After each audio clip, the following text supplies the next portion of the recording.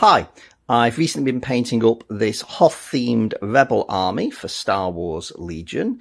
I started out with the Echo Base Defenders box set, then I added an extra anti-vehicle laser cannon. I replaced the command figures with this trio of 3D printed miniatures of Leia, Luke and Han, and I added a trio of T-47 airspeeders. I also, for fun, got hold of this fellow over here, a Hoth Wampa. Again, that's a 3D printed figure on a 3D printed base. Not official, not in the rules, but I'm only painting this up as a collection anyway. I've no immediate plans to be gaming with it. And the models I would like to focus on out of this are, in fact, this pair of anti-vehicle laser cannons here, because it occurred to me that weapons such as this would probably be in use with other Rebel Army units, but the model that you get is specific to the Hoth forces in terms of the crew.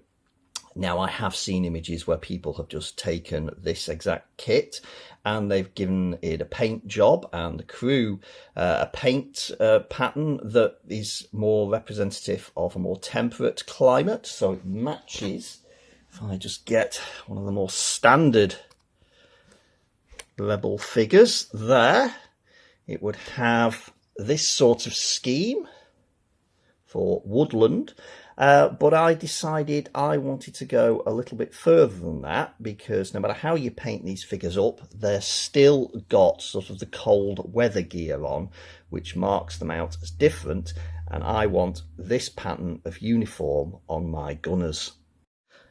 The starting point for my woodland-themed anti-vehicle laser cannon was, of course, to get another of the laser cannon sets themselves, and the cannon was assembled as normal, but I left off the crew, and what I instead did was I went onto eBay and I purchased individually another of the squad leader figure and one of the regular riflemen from the Rebel Trooper squads included in the core set, and these became my new crew simply by swapping the arms from the gunners in the laser cannon set with the rifle and macro binocular arms on the troopers, and that is how they have come out. Fortunately, the plastic is quite soft. I was able to bend the arms the little bit required to make them fit properly, and I had to cut off the pegs which would normally hold them into the shoulders, but overall this is a pretty good fit. I just needed a little bit of green stuff filling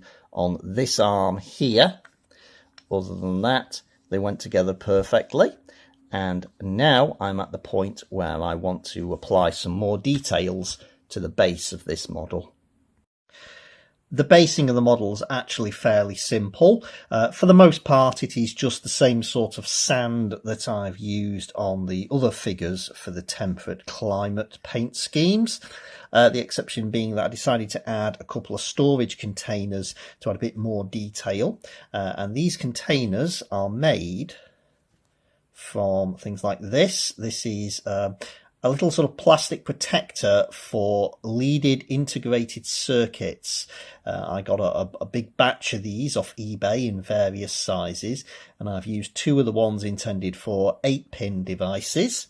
Then I've added some plastic card to the tops and sides to build the lids, and also fashioned some very basic handles out of bits of wire. And now I'm ready to paint this up to match my Rebel soldiers. So here is the fully painted and based laser cannon team, and you'll see that to represent a more temperate climate, the base has been painted largely in brown for ordinary earth, with bits of grey in for stone, and I've used patches of flock to represent the existence of vegetation.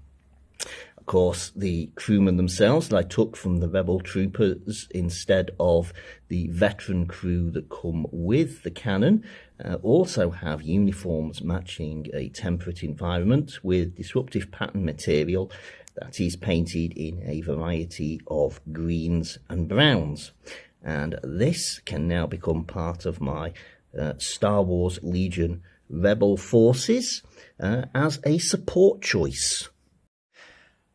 And here you see how that laser cannon team fits in with the rest of the temperate themed rebel army for Star Wars Legion that I'm working on. I will be covering my themed armies for that game in future videos. In the meantime, I hope you've enjoyed watching this video. I know it's probably going to be a lot shorter than other recent videos are, but not every conversion or scratch build project is going to require as much work as others. So anyway, thanks for watching. Bye.